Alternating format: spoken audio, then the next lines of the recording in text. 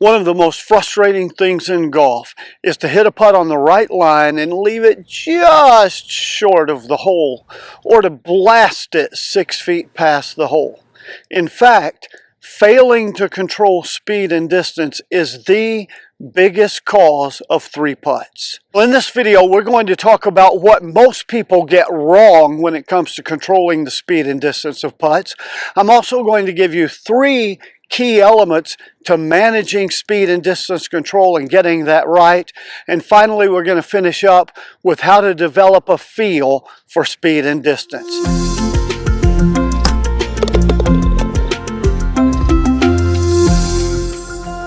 What most people get wrong about controlling speed and distance is they always think about it in terms of lag putting. Oh, I need to work on my 30-foot lags so that I can get the speed and distance down right.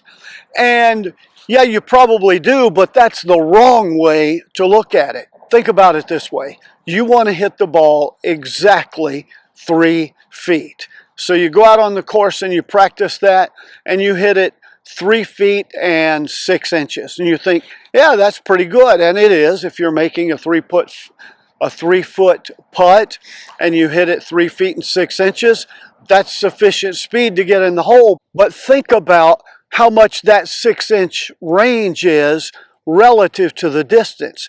Now you back out to a 30-foot lag putt, and that little bit, that 6 inches at 3 foot, is now 5 feet short or long of the hole, and you're in a bad situation and you choke up, or you feel the pressure or the strain, or maybe you don't, but you just miss it and you 3-putt. One of the things you have to understand is 80% of your putts in a round of golf will be 8 feet or less. You've got to learn to control speed and distance from 8 feet and in, just as importantly as controlling it from 30 feet on lag putts. And if we learn to control it in those short distances, then we're able to do it in the longer distance.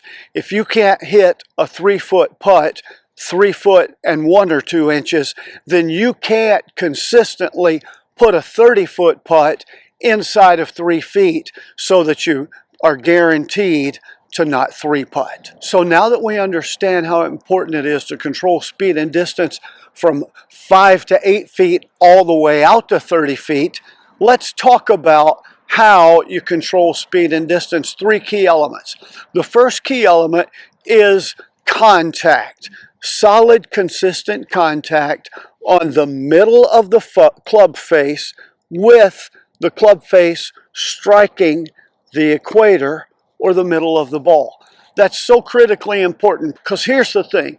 If I sometimes strike it a little low on the ball and other times a little high on the ball, my speed and distance is not going to be the same. Sometimes I'll bounce the ball off the ground, other times I'll launch it in the air. So I've got to be consistent on where I strike the ball in terms of vertical, but also then the horizontal.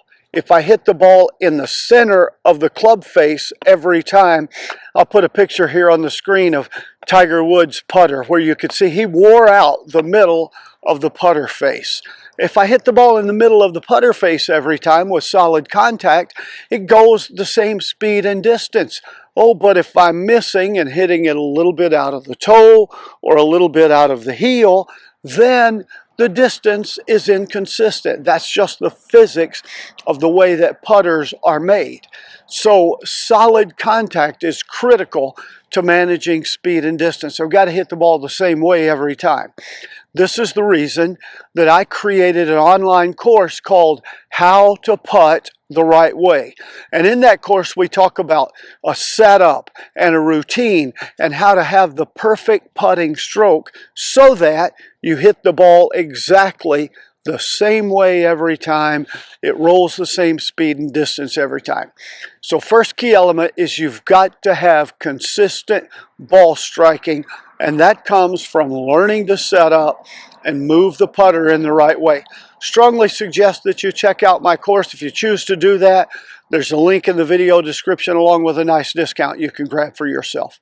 The second key element related to speed and distance control on putts is the length of the stroke. And most people say, oh yeah, I know I need a longer stroke for longer putts and a shorter stroke for shorter putts. And that's true, but not solely by itself. You see, people leave out of that, I've got to have a rhythm and a tempo with that longer or shorter stroke. Because here's what happens.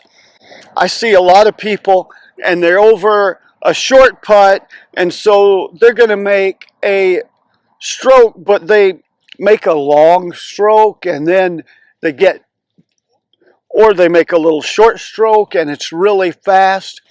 Varying the length of stroke, think about this way. If you're going to control the speed and distance, you want to minimize the variables. One variable is how long your stroke is.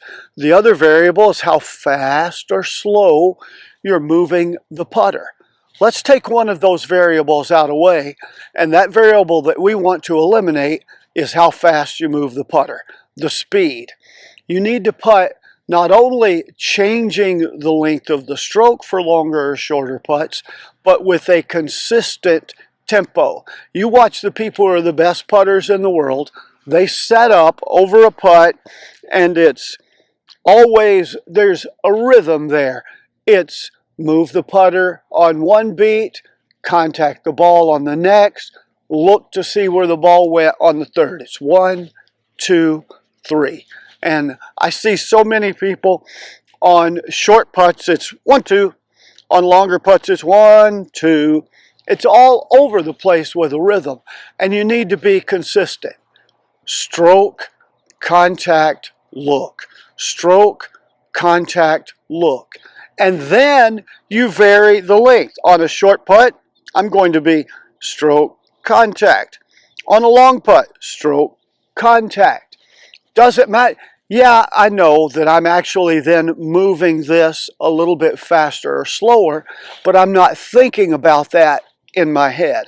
I'm keeping a natural rhythm, and then I let gravity and that rhythm and the length of the stroke control the distance of the putt. And that gets us to the third element. Okay, I'm striking the ball pure and consistent out of the middle of the putter face. I've got a nice rhythm and tempo. How do I know how far to move it back and forth? And that's feel. And a lot of people say, oh, you know, you kind of set up, I'm going to move it from toe to toe or this far and this far. And there are lots of ways to measure and quantify that, probably a dozen different ways to do that. But it still all comes down to a feel. So what I'm going to do now is give you a trick to help you develop a feel for controlling putting speed and distance. Folks, if you'll do this, it is incredible to help you, and you'll eliminate 3 putts because no matter how long or short your first putt is, you'll be close to the hole for your second putt. Here's what you do, a couple of things.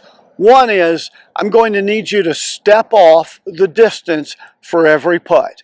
Walk off the distance from the ball to the putt and just measure that. You need to know how far it is.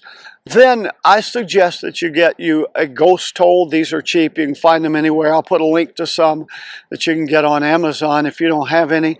But a ghost hole, and the reason is you can hit to this hole, but you're working on speed and distance. So if it goes over the hole and it's too far, you can see that. It just helps with that.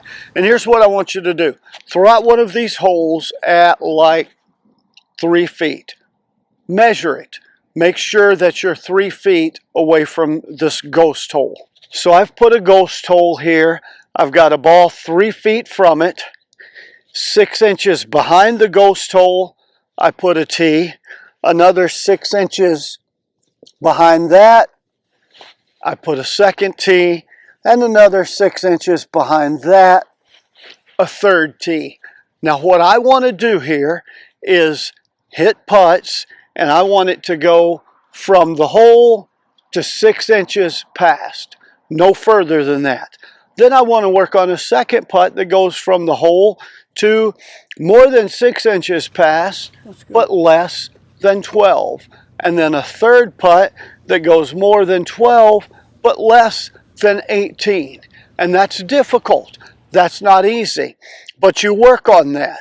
And you work until where you get that consistently from 3 feet. And then you back it up to where you're 5 feet from the hole. And you try, and you can change the measurements a little bit there. From 5 feet, you can put your first tee 1 foot past the hole, your second one 18 inches, your third one 2 feet from the hole. And you work on that until you're hitting your targets. I'm hitting it 6 inches to 12 inches past the hole. I'm hitting it 12 inches to 18 inches past the hole. I'm hitting it 18 inches to 24 inches past the hole. And then you vary it. You go, oh, I'm going to hit the longer distance, then the middle, then the short one.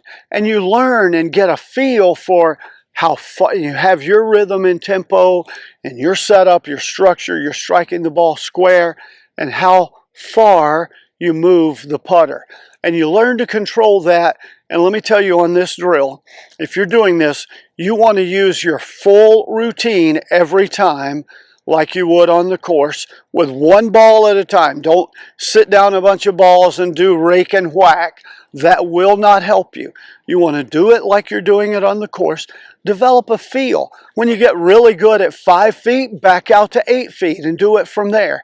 Then after 8, go to 15. And by the way, when you go to 15, you can do 1, 2, and 3 feet past the hole, and you get good at that. Then you go out to 30 feet and do 1, 2, and 3 feet past the hole. You notice what you're doing here. You're learning to control speed and distance, but you're always hitting it at least to the hole. So you get in the habit and you develop a feel for never leaving putts short, but you're also controlling how far past you get. So you're also developing a feel for not blowing it past the hole. What you'll find is you'll make a lot more of those 5, 8, 10-foot putts, and on the longer lag putts, you won't blow them past the hole and you won't leave them that 1.5 inches short. So learn to set up to the ball, make a perfect stroke, putt the right way where you're striking the ball consistently. Learn to have a consistent rhythm and tempo. Control the speed of distance by varying the length of your stroke in that same tempo. Work on this drill for feel. Your speed and distance control will improve radically overnight if you'll do this, and you'll make a lot more putts. If you like videos like this with putting tips to help you make more putts, then you know that drill. Like, subscribe, comment, share. Check out this video on the screen. And until next time, here's to you making more putts.